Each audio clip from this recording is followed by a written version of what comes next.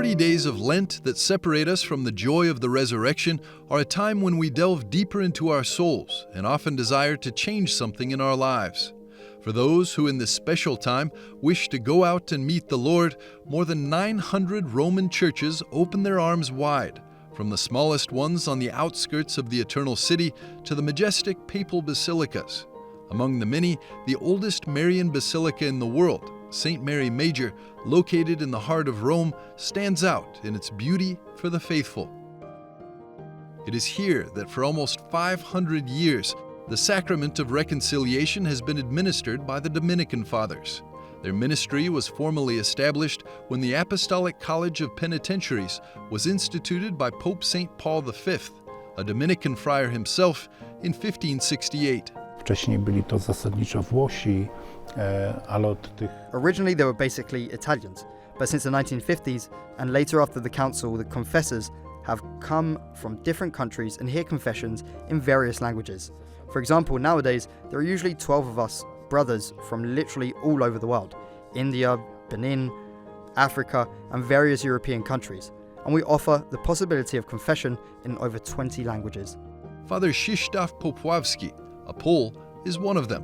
He hears confessions in 4 languages on a daily basis: Polish, Italian, English, and Chinese. Wbrew pozorom jest sporo Chińczyków, dlatego że... Contrary to what we might think, there are quite a few Chinese visitors, partly because many priests and nuns from China study here. In fact, not far from Santa Maria Maggiore, there is a sort of Chinatown in Rome. So there are many Chinese faithful who come to confess.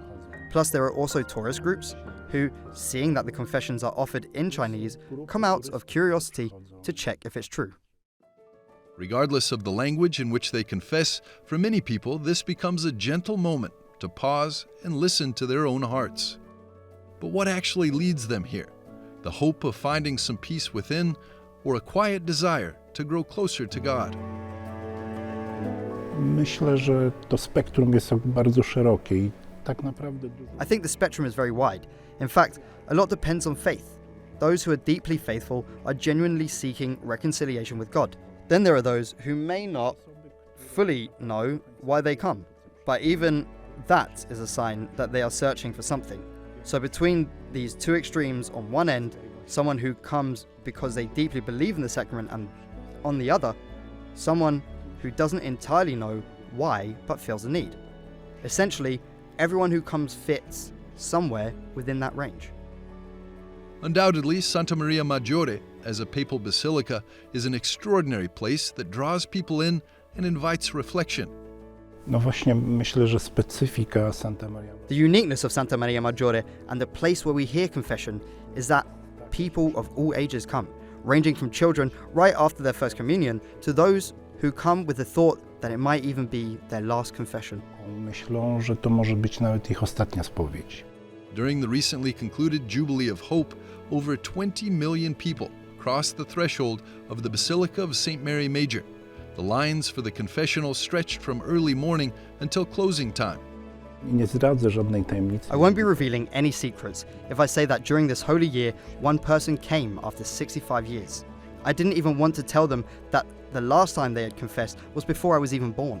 But I must admit, the most moving situations aren't necessarily those related to such long absences from the confessional.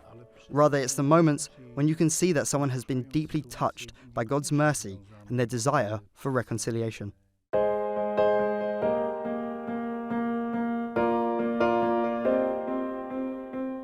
During the Holy Year, the number of faithful visibly increased from April onwards, when Pope Francis was buried there. People still kneel before his tomb, deeply immersed in prayer. Often these people are spiritually or personally lost and suffering. People for whom confession can truly be a turning point in their entire lives so far. To znaczy o samych grzechach. There are very concrete wounds that these people carry, and perhaps those are the ones that are revealed most clearly. These are all wounds that come from a lack of love, starting from the family they came from relationships built over the course of life, from experiences of loneliness and the difficulties that arise from it. Wynikające z braku miłości. And it can be asked, is the language of confession a universal language of the soul? Myślę, że tak, bo chociaż bardziej bym I believe it is. I would even say that this stems from a fundamental human experience. Naturally, there are cultural differences, but I don't think there are any profound differences that arise simply from hearing confessions in different languages. Ze spowiadania w różnych językach aż tak nie ma. As humans, we naturally seek moments to pause, to gather our thoughts. At times, we try to turn away from them, yet they quietly dwell deep within us, shaping who we are. Właśnie okres Wielkiego The season of Lent strongly encourages us to pause and reflect. Reflect on ourselves, on our relationships, and on our relationship with the Lord.